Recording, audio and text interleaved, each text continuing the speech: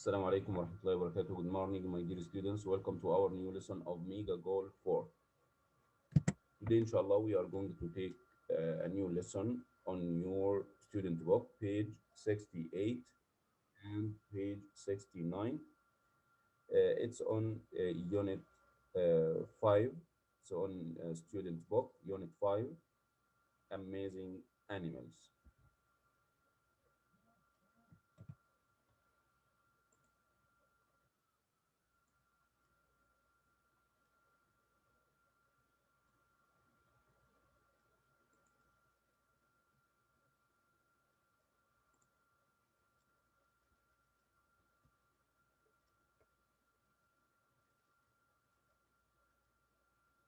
Okay. As you see, my dear students, our lesson is on Unit 5, Amazing Animals. Student work pages 68 and 69. Lesson 1, listen and discuss.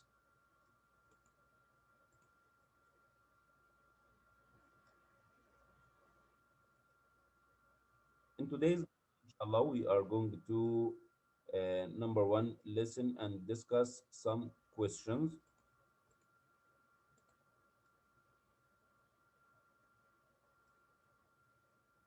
Number 2, guess the meaning of the new words.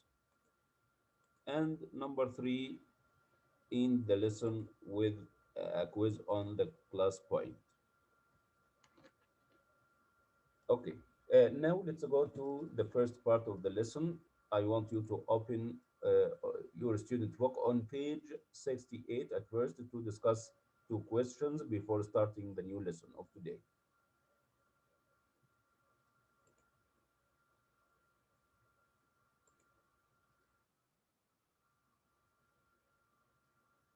Okay, please open your student book on this page and follow me and participate me to discuss these 2 questions before starting to listen and discuss or uh, and know the meaning of the new words.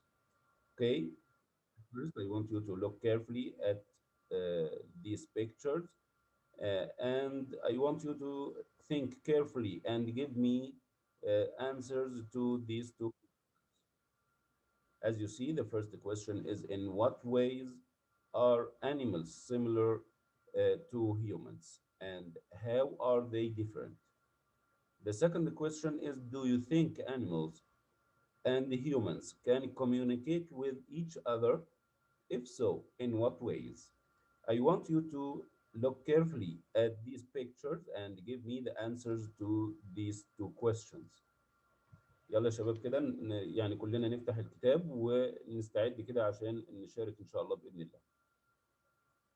طبعا هننظر للصور اللي قدامنا يعني ممكن ناخد المين ايديا من كل تكست، من كل نص اللي هو موجود تحت الصورة، ونبدأ نتناقش في السؤالين دولت وبعدين ندخل على درسنا الجديد إن شاء الله. Who can start and give us the answer for these 2 questions? مين ده هيبدأ يا شباب؟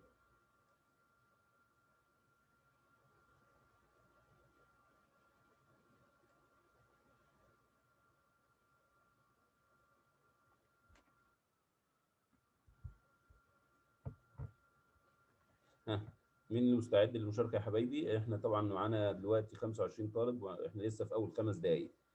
يعني العدد كويس، الناس اللي هي دخلت نبدأ نتشارك مع بعض كده السؤالين دول عشان ندخل في صميم الدرس ونسمع الدرس ونشوف ايه هنتناقش في ايه بعد كده او هنعرف ايه بعد كده. يلا يا حبايبي.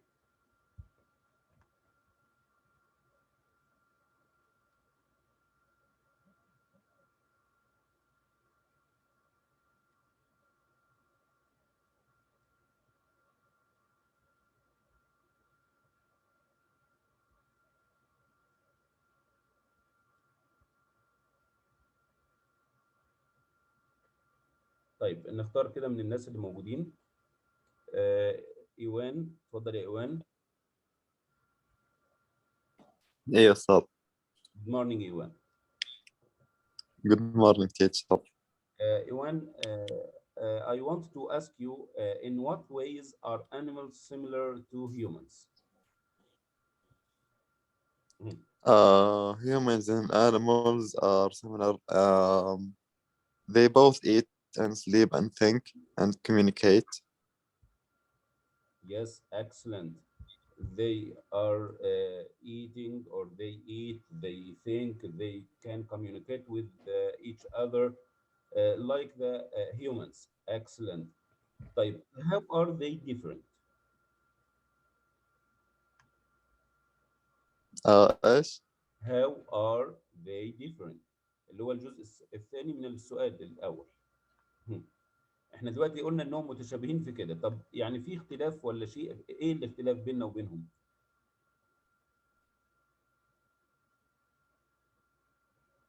um, brain. Yes. ها. ها. our and their brain. ممكن نقول برضو they can't talk. They can't talk. معايا يا ايوان؟ إيه. تمام. ممكن نقول they can't talk but we are talking or we talk. يعني هم ما بيتكلموش، احنا بنتكلم. ها.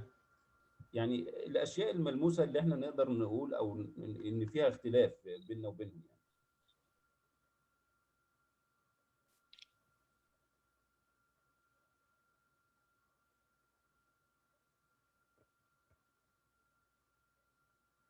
طيب, do you think animals and humans can communicate with each other?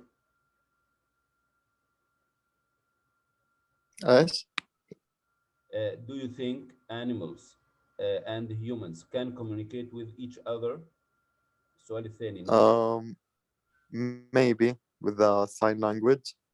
Excellent, excellent. يبقى maybe or yes, they can communicate with each other using the sign languages. Excellent, ممتاز، برافو عليك. طيب, thanks for you, Iwan. Thanks a lot. Now, I want to give the opportunity to another student to discuss these two questions with me. Then we can start to listen to this text. Okay. ها. نشوف ليث كده، اتفضل يا ليث. Yes, Masar. Laith, I want you to tell your friends in what ways are animals similar to humans and how are they different?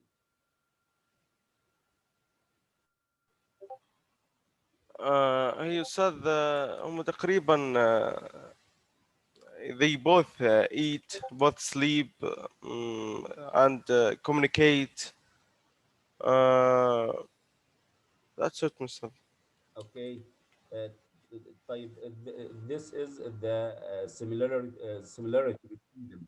طيب, what about the To difference? him, yes. Uh, what about the The difference? different, the face. I look different, Mr. The face Uh, وعندهم برضو البريثنج مختلف حسب الحيوان، سواء كان الفيش البريثنج عنده مختلف أو excellent. Uh, ذا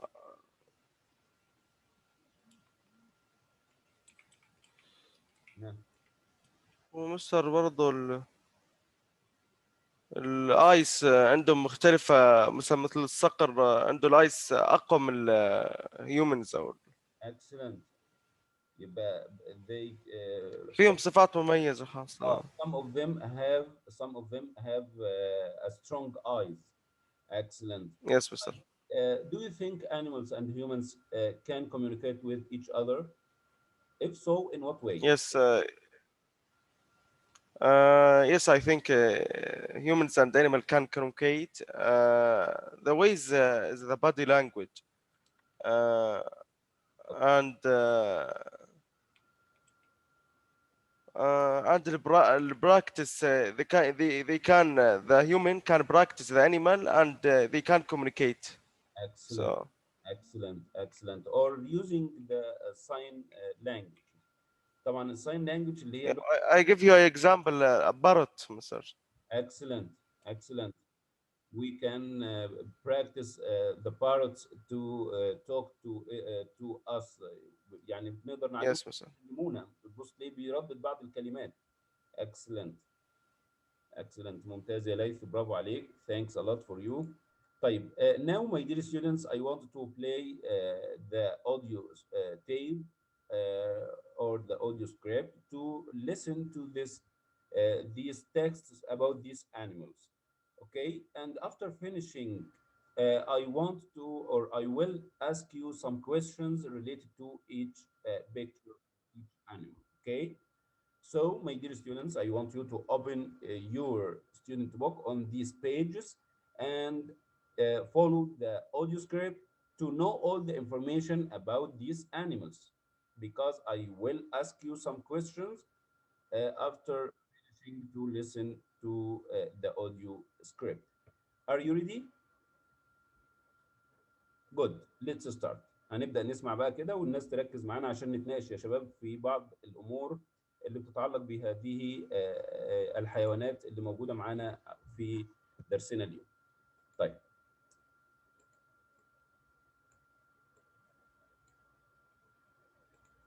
Punxsutawney Phil is easily the most famous groundhog in the world. Phil lives in the small U.S. town of Punxsutawney, Pennsylvania, and is cared for by the townspeople. However, every February 2nd, Phil is placed in the ground at Cobbler's Knob, where he carries on a tradition that is over 100 years old. Many people believe the length of the winter can be predicted on this day, called Groundhog Day. It is said that on this day, when Phil emerges from his hole, if he sees his shadow, there will be 6 more weeks of winter weather. If Phil does not see his shadow, spring will arrive early. Can the duration of winter really be predicted by a groundhog? Probably not, but the town has a great time celebrating this tradition. Coco was a famous gorilla who used human sign language. Coco was taught sign language by psychologist Penny Patterson when Coco was just a baby. Patterson was studying whether gorillas could be taught to communicate. Although the study was only supposed to last a couple of years, Patterson and Coco developed a lifelong bond and worked together ever since. Coco began by learning basic words like eat, drink, and more, and eventually learned abstract ideas such as love, jealous, and shame. It is believed that Coco could sign over 1,000 words and that she understood about 2,000 spoken words. Coco was also famous for having pet kittens. She was always extremely gentle and affectionate with her kittens. A mouser is a cat that is kept for the purpose of catching mice. In England, there has been a mouser at the Prime Minister's residence for centuries. The most popular of these cats was a stray named Humphrey, who in 1989 was the first cat to receive the official title Chief Mouser to the Cabinet Office. His care cost £100 and was paid from the department's budget. It was said to be far cheaper than the fees previously paid to exterminators. Humphrey, who was beloved in the UK, retired in 1997. One day in 1969, John Rendell and Anthony Burke saw a real live lion cub in a London department store window. Feeling that a lion should not be kept this way, they bought him and took him home to live in Rendell's basement. The lion, whom they named Christian, is said to have been an affectionate and extremely cooperative cat who even used a giant kitty litter box. Christian was pampered. He was brought on drives, strolls through the neighborhood, and even to restaurants. But when Christian grew to almost 200 pounds, 90 kilograms, it was decided that he should be released into the wild.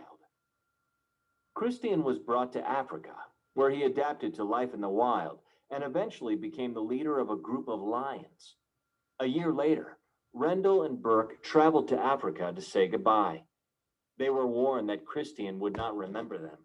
However, when Christian saw his old friends, He ran towards them, stood on his back legs, and joyfully gave each of them a long and loving embrace. Okay, my dear students, after listening to this audio script about these animals, I want to discuss some questions with you. So I want you to think carefully and give me the answer for each question. Okay? Okay. Now I want to ask you what kind of animal is uh, the picture number one, or what is his name? Okay, what kind of animal is pictured in the first photo on page 68, and what is his name? I will write the question on the screen, and I want you to think carefully and give me the answer. Okay, هكتب السؤال طبعا على الشاشة اهو يا شباب. يا ريت الناس تركز معايا قبل ما تقول الإجابات. طبعا كل ده هيبقى من واقع النص اللي احنا سمعناه، أو اللي المفروض انتم قرأتوه أو تابعتوه وانتم بتسمعوا، اللي هو في صفحة 68 و 69. طيب السؤال بيقول إيه؟ هكتبه طبعا على الشاشة عشان يبقى الصفحة قدامنا والشاشة قدامنا وكل شيء. أهو. What kind of animal is pictured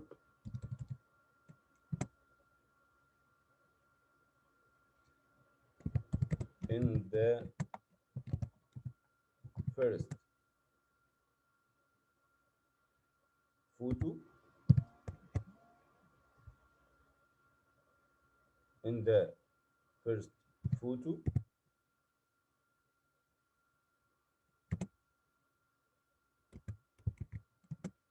and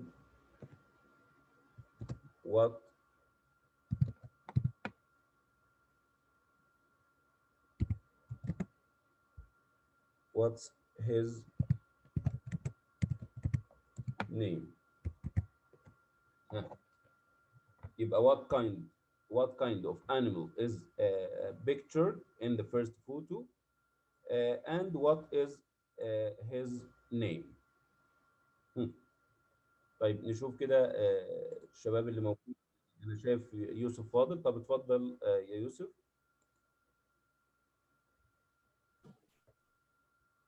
Good morning, Mr. Good morning, Yusuf. Good morning, my dear student.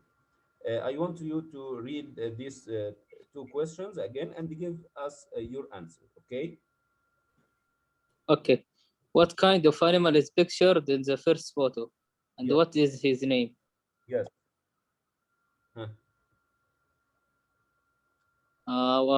He's a groundhog. Excellent. The left picture is a groundhog. His name is Phil. Excellent. Excellent. ممتاز. برافو عليك. يبقى it's or he is a groundhog. What does it mean, groundhog?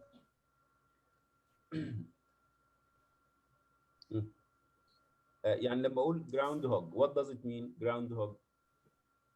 جرز يا أستاذ أظن. ايوه. أو جرز الأرض. جرذ الارض. excellent. ممتاز. برافو عليك.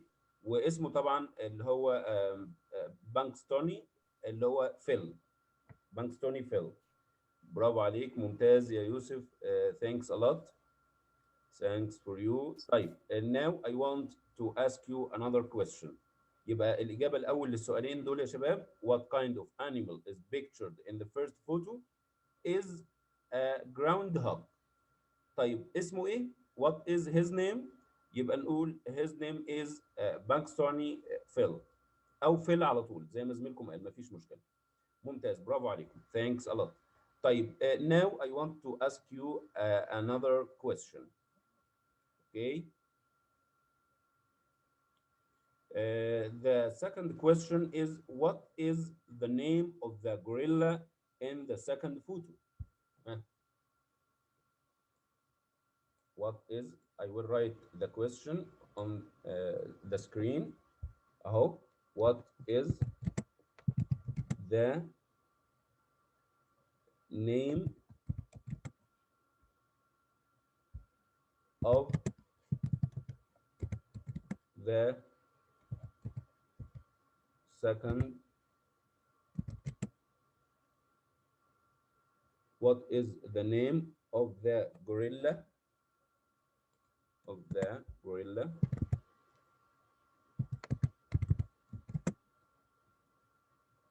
in the second photo. سؤال برضو سهل جدا اهو يا شباب. What is the name of the gorilla in the second photo؟ طيب الشباب اللي موجودين معانا انا شايف يزيد وشايف ليث وشايف طبعا يوسف فاضل وشايف في ناس يعني حابه طبعا انها تشارك، ولكن في الكثير موجود ولكن لم يشارك. احنا اتفقنا ان احنا نبقى متواجدين في الحصه يا شباب ونشارك ونبقى متحمسين للمشاركه زي زملائنا كده. اتفضل يا زيد بفضلك، اتفضل. نعم أستاذ. Yes, his name is Coco. Excellent. يبقى his name is Coco. Excellent. ممتاز، برافو عليك. Yes. طيب thanks for you يا زيد. Thanks a lot. يبقى هنقول كده his name is Coco. اهو. Okay. Now I want to ask you another question. Where does the cat in the third article live؟ نشيل السؤال ده ونجيب الصورة اللي هي بتتعلق بالكات، صورة الكات اهي. والسؤال هيكون كالتالي: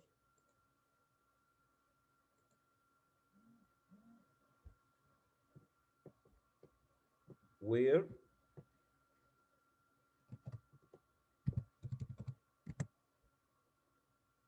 does the cat in the third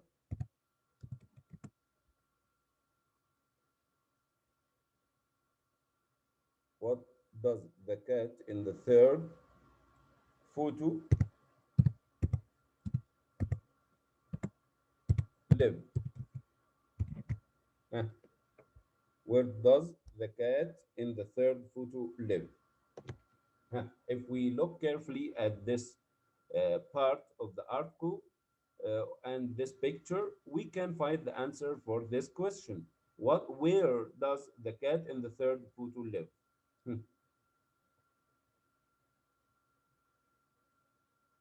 برضو نفس الشباب اللي رافعين يدهم هم اللي رافعين يدهم، والباقي لسه مش متواجد او مش حاضر معانا ومش متفاعل معانا. يعني هو نفس الشباب اللي هو يزيد ويوسف وليث وايوان. ايوه تمام كده، دول اللي طبعا من بدايه الحصه معايا. طب فين الباقي؟ فين حبايبنا الشطار الباقيين؟ الموضوع سهل جدا. احنا لو ركزنا في الصور وركزنا في التكست اللي هو جنب الصور كده هنقدر نجاوب كل الاسئله اللي احنا سالناها دي. يعني زملائنا ما بتجيبش حاجه من راسها، يعني كله من الكتاب وكله من النصوص اللي قدامنا، ولكن هو اجتهاد وتركيز مش اكتر من كده. طيب فين سعد محمد صالح؟ سعد، انا عاوز بس اشوف الناس اللي موجوده معايا. يعني سعد محمد صالح. طيب فين طلال خالد؟ طلال خالد او طلال طلعت. طلال خالد وطلال طلعت. عبد الملك عصام. طيب فين عمر؟ مش طالع له صوت النهارده. عمر محمد. حضرتك يا مستر. Good morning عمر. عمر, I want you to read the question on the screen and give us the right answer for it. Okay. Where does the cat in the third photo live? Yes.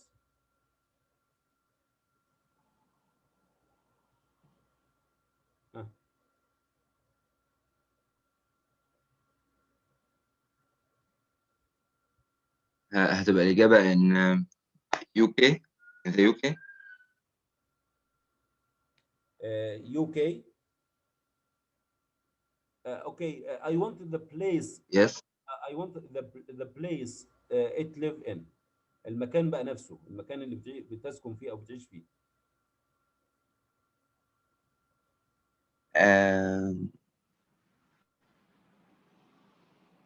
المكان هو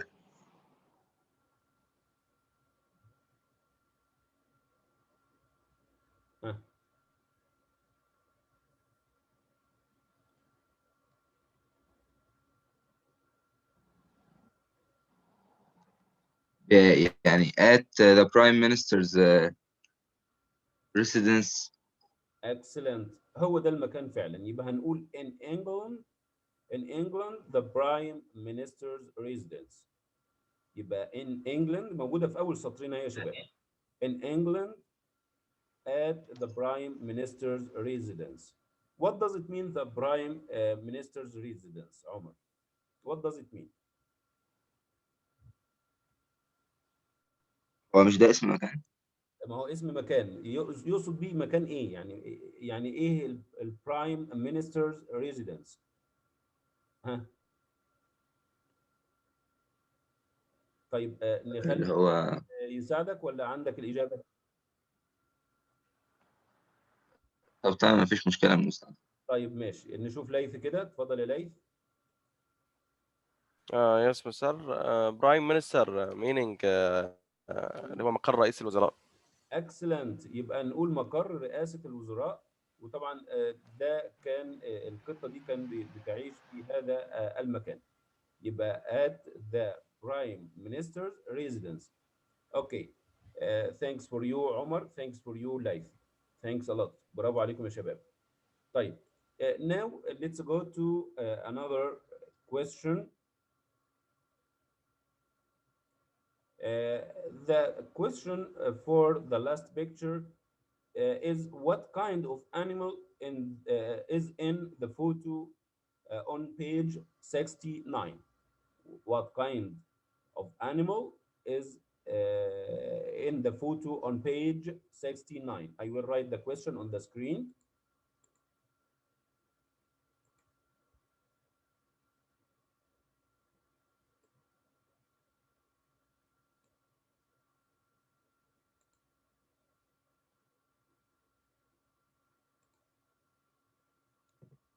The question is what kind of animal is in the photo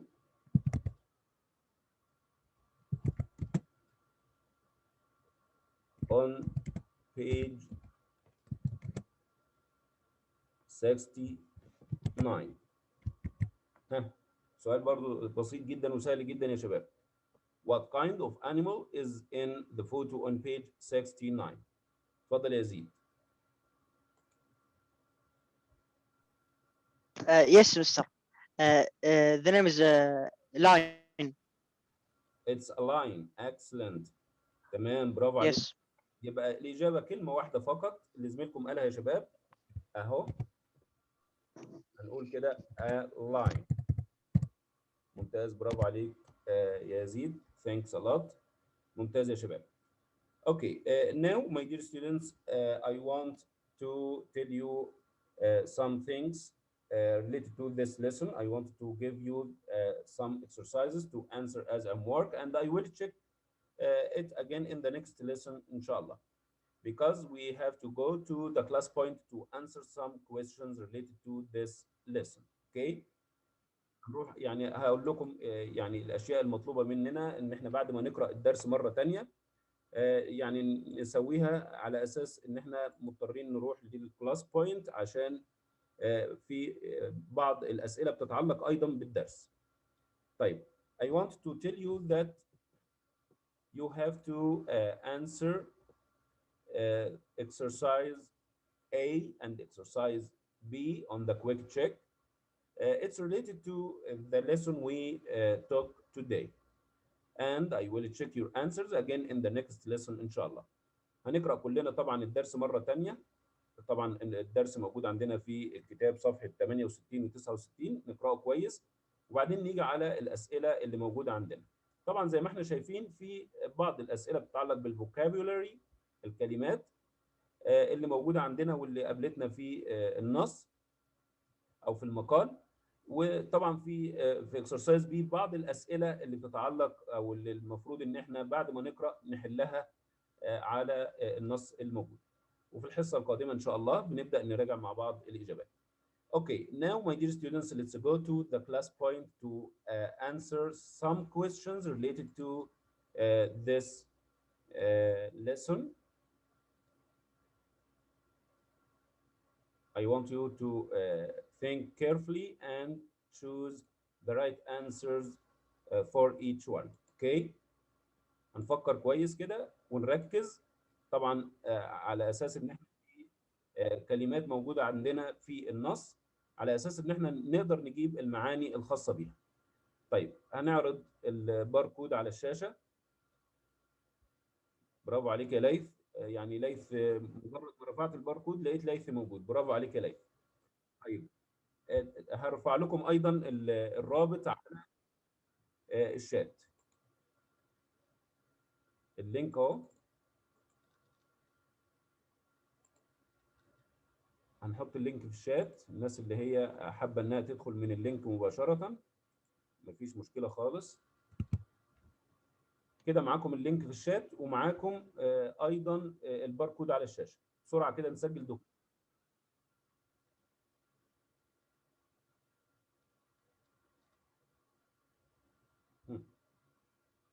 كده انا اللي دخل دلوقتي ليث وايوان ويزيد ويوسف فاضل. لسه في شباب تانية ما دخلتش، في ناس كتير جدا ما دخلتش. احنا معانا دلوقتي طريقتين للدخول، يا اما الباركود اللي على الشاشه يا اما اللينك اللي انا رفعته في الشات. اللي هيقدر يدخل من هنا اوكي، وهيدخل من الشات اوكي، مفيش مشكله. يلا بسرعة عشان معانا 3 أسئلة عاوزين نفكر فيهم وندي الإجابة الصحيحة لكل سؤال.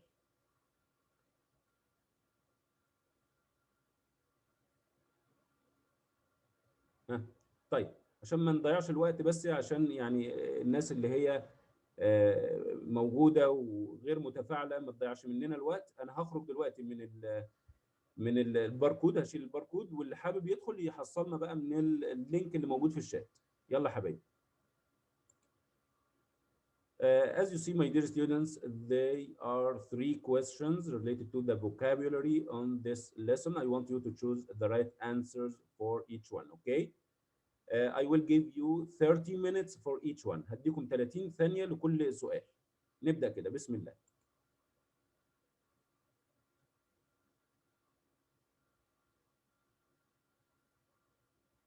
Sorry, 30 seconds معلش. 30 ثانية. 30 seconds. نبدأ كده.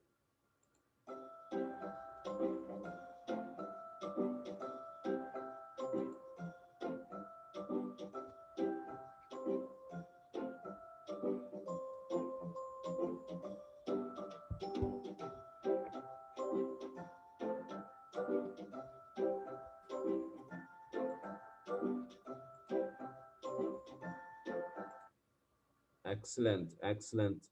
أنا شايف يعني شباب اختارت الإجابة سي فعلا وهي الإجابة الصحيحة، وطالب واحد فقط اللي اختار A. طيب لو حبينا نعرف مين اللي اختار الإجابة الصحيحة هنضغط هنا كده هيظهر معانا يزيد وإيوان وعمر وليث ويوسف فاضل. ممتاز، برافو عليكم يا شباب. تمام. طيب ندخل على السؤال الثاني. The question number 2.